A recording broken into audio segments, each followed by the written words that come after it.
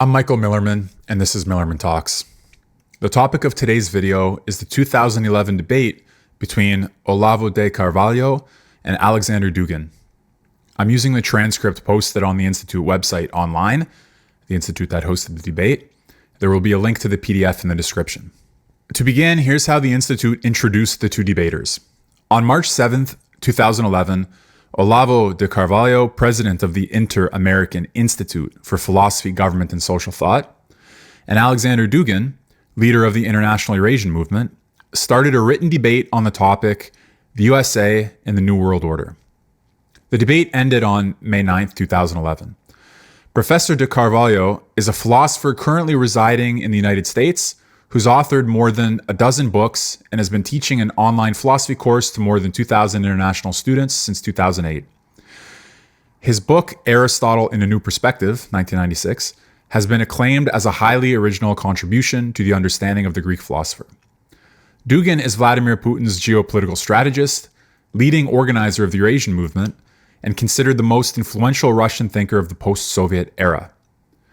His book, The Foundations of Geopolitics, The Geopolitical Future of Russia, 1997, has had a large influence on Russian military and foreign policy elites and has been adopted as a textbook in the General Staff Academy of the Armed Forces of the Russian Federation.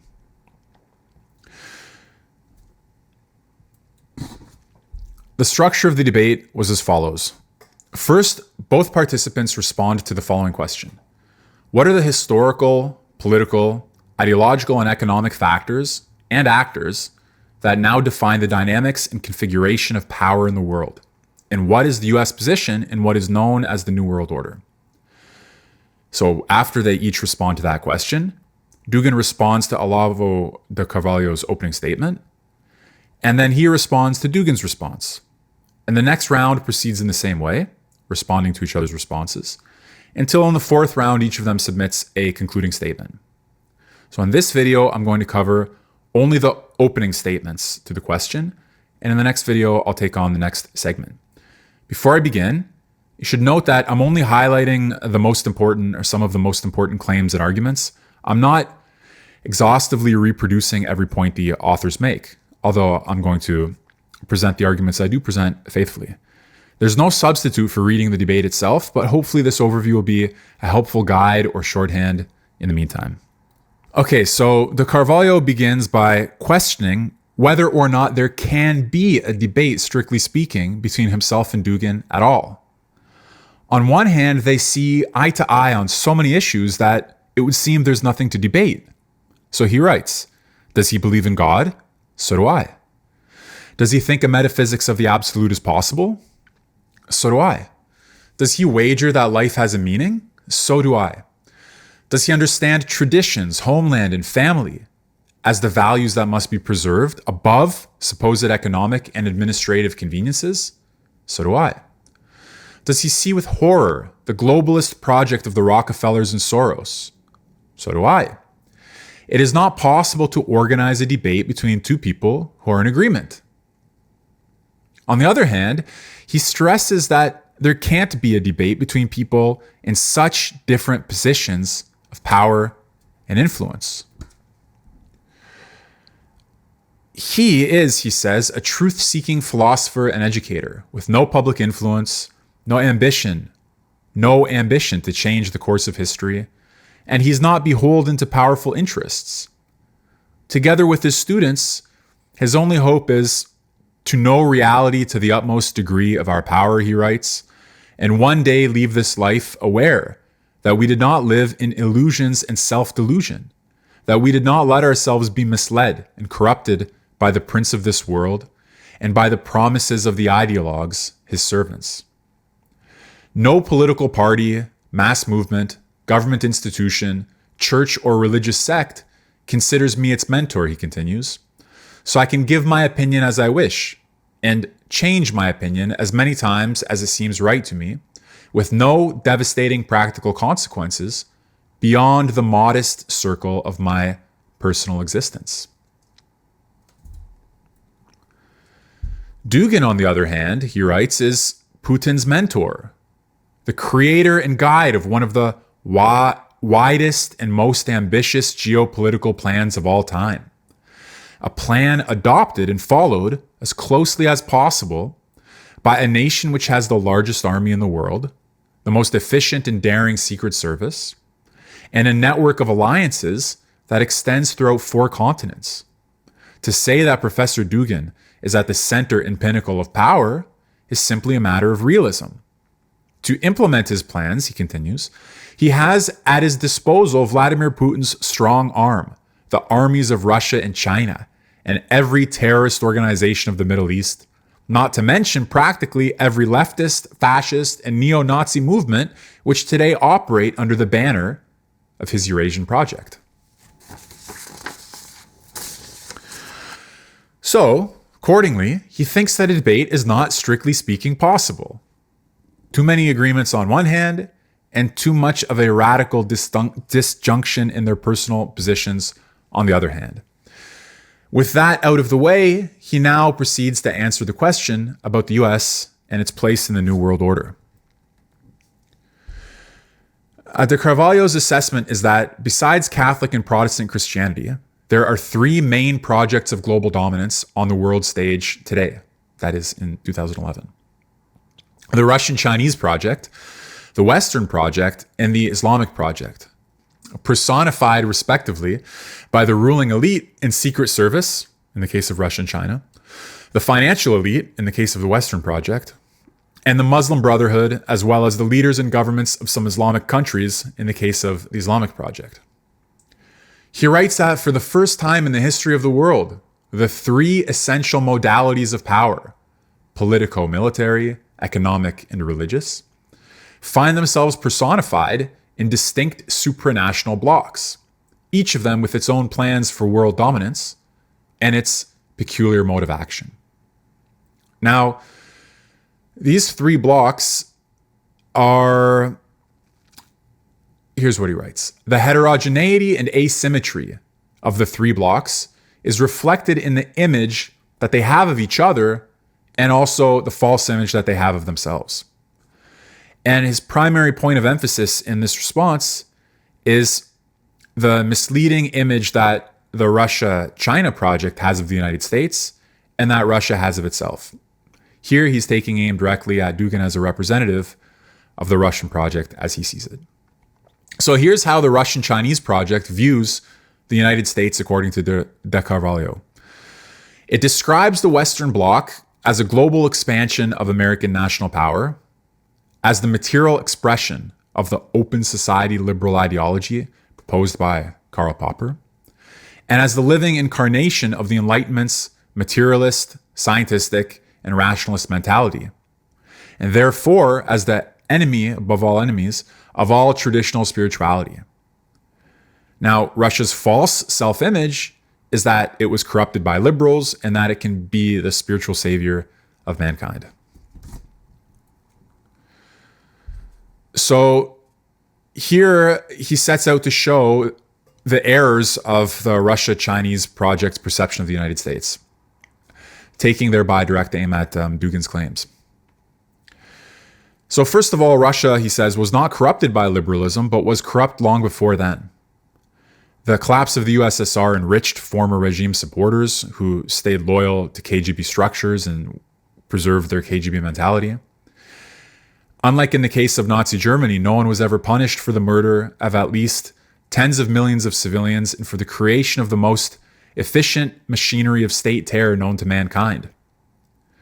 Moreover, not only did the US not corrupt the USSR and Russia, but rather the other way around. The USSR had operations to corrupt the moral beliefs of Americans through propaganda, drug culture, and other means. Other disagreements he has with the Russian-Chinese Eurasian view of the American project are as follows. So he says Popper's philosophy is not deeply rooted in the United States, so the emphasis on Popper is misplaced on the doctrine of the open society. Moreover, the US is not the center of the globalist project, but as he puts it, its prime victim, marked for death. The globalist elites are so far from being against Eurasian countries that they collaborate with Eurasian countries to undermine and destroy the United States.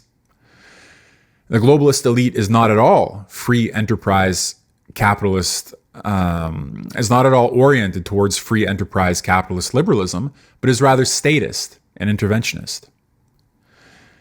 And Eurasianism targets the United States, but American nationalism is a powerful Christian resistance against both Eurasianism and globalist ambitions. Finally, Russia is not a spiritual fortress, and there's no reason to think Eurasianism will truly institute and defend spirituality and tradition. So much of the emphasis here is on trying to lay bare the false self-image and the false image of the United States in this particular project.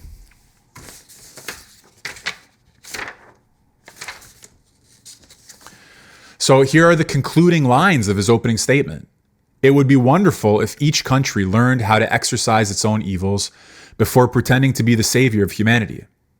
Alexander Dugin's Russia seems to have taken the opposite lesson from her crimes and failures. Now Dugin's response to the question about the US and its place in the New World Order. So remember, here he's responding to the question. He's not yet responding to the previous submission. His first claim is there's no new world order to speak of, but rather a variety of possible new orders, none of which has yet become preeminent or predominant. We are still in a period of transition. So how do the options look from the US perspective? First is an American empire with an imperial core and a state of permanent unrest on the periphery, an option he thinks is championed by the neoconservatives.